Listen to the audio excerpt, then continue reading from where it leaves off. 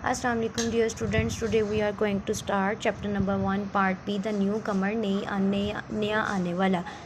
There something new in the river, दरिया में कोई नई चीज़ है। The fish said as it swam, मछली ने कहा तैरते हुए। उसके स्केल्स नहीं है, उसके फिन्स नहीं है, उसके गिल्स नहीं है। उसके बाद ट्रीज़ ने कहा कि कोई नई चीज़ आने वाली है। उसकी बीक नहीं है, क्लॉ नहीं है, फीदर्स नहीं है। उसके बाद किसने कहा? रैबिट ने कहा कि एक नई चीज़ आने वाली है, उसकी आंखें नहीं हैं, उसके पार नहीं हैं।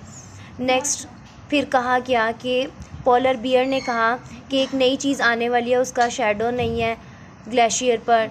और फिर एनिमल किंगडम्स के ज़रिए the news was spreading fast, animal kingdoms के ज़रिए ख़बर तेज़ी से फैल रही थी कि ये जो नई आने वाली चीज़ है उसकी बीक नहीं है, चोंच नहीं है, क्लॉज नहीं है, फीदर नहीं है, स्केल्स नहीं है, फर नहीं है, गिल्स नहीं है। ठीक है। It lives in the trees and the water, in the soil and the snow and the hills and it kills and it kills and it kills. ये हर चीज़ को तबाह कर देती है, तबाह कर देती है और तबाह कर देती है। शायर का नाम है ब्रेन पैटन। ब्रेन पैटन ने ये पोइम लिखी है और पोइम में किस चीज़ का कुछ भी नहीं है। क्या चीज़ जो है ना वो नई आने वाली है, लेकिन उसमें ये सब कुछ नहीं पाया जाता। वो नई आने वाली चीज़ है फियर, खौफ, डर। ठीक है बेटा, ये आपकी पोइम थी। रीडिंग उसकी किया है मैंने आपको इसकी शॉर्टली रीडिंग करके बता दी है। उसका अपना बुक वर्क देख लें पेज नंबर 18 पे। Put the words from the list below into 4 columns as above according to the silent letters। क्या चीज़ किस इसमें क्या क्या साइलेंट है वो आपने बताना है। आर्म्स, इसमें आर्म्स जो है वो साइलेंट। फेन में जी साइलेंट है, यॉक में एल साइलेंट, डैम्ड में एन साइलेंट, सबल में जी। ये वर्ड सटल है, इसमें बी साइलेंट है। नेक्स्ट है ऑटम में एन साइलेंट है, शुड में एल साइलेंट, डेट में बी साइलेंट, हाइम में एन साइलेंट।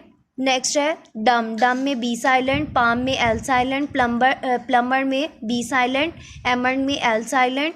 नेक्स्ट है सेमन में एल साइलेंट, कंडेम में एन साइलेंट, फॉरन में जी साइलेंट एंड नम में बी साइलेंट। ये आपके साइलेंट लेटर्स थे। उसके बाद नेक्स्ट आप देखें, नेक्स्ट हम कर रहे हैं पेज नंबर 19 पे। Here are some sentences which consist of a single clause. इसमें आपने बताना है सब्जेक्ट एंड प्रेडिकेट। सब्जेक्ट जो है वो काम करने वाले को सब्जेक्ट कहते हैं, उसके अलावा बाकी जितना भी जुमला होता है उसको प्रेडिकेट कहते हैं। डैट बॉय इसमें सब्जेक्ट है, इज़ माई ब्रदर प्रेडिकेट है। Silently the ship left the harbour, the ship इसमें सब्जेक्ट है, बाकी सारा सेंटेंस प्रेडिकेट कहलाएगा। She can read a book, she इसमें सब्जेक्ट है, can read a book predicate है। नेक्स्ट देखें बेटा मेन क्लॉज और सबॉर्डिनेट क्लॉज। मेन क्लॉज वो होता है जो अपना मीनिंग खुद से देता है और उसको वो किसी के अंडर नहीं होता, वो अपनी सेंस कंप्लीट देता है। सबॉर्डिनेट जो है वो मेन क्लॉज पे डिपेंड करता है। जब तक मेन क्लॉज ना हो सबॉर्डिनेट क्लॉज का जो मीनिंग है वो कंप्लीट नहीं होता। Underline the main clause in the following sentences. First example यहाँ से करवा देती हूँ। The man left the room, आदमी ने कमरा छोड़ दिया। अब सबॉर्डिनेट क्लॉज किस तरह होगा? बिफोर द गेस्ट अराइव, मेहमान आने से पहले। मेहमान आने से पहले क्या? अब मज़ीद एक्सप्लेनेशन की ज़रूरत है, इसलिए मेन क्लॉज में देखा द मैन लेफ्ट रूम, मेहमान आने से पहले आदमी ने कमरा छोड़ दिया। तो इसमें भी आपने अंडरलाइन करना है मेन क्लॉज को। The children went to the park, बच्चे पार्क में गए। दिस इज़ मेन क्लॉज, ये अपनी सेंस कंप्लीट दे रहा है। After they had their lunch, अपना लंच करने के बाद, तो ये सबॉर्डिनेट क्लॉज है। Maham went to the library, Maham library गई, ये भी मेन क्लॉज है। दो शी डिडंट वांट टू, अगरचे वो नहीं चाहती थी। अब देखिए ये सबॉर्डिनेट क्लॉज है, ये डिपेंड कर रहा है स्टार्ट वाले पे। अगरचे वो नहीं चाहती थी, क्या नहीं चाहती थी? लाइब्रेरी जाना।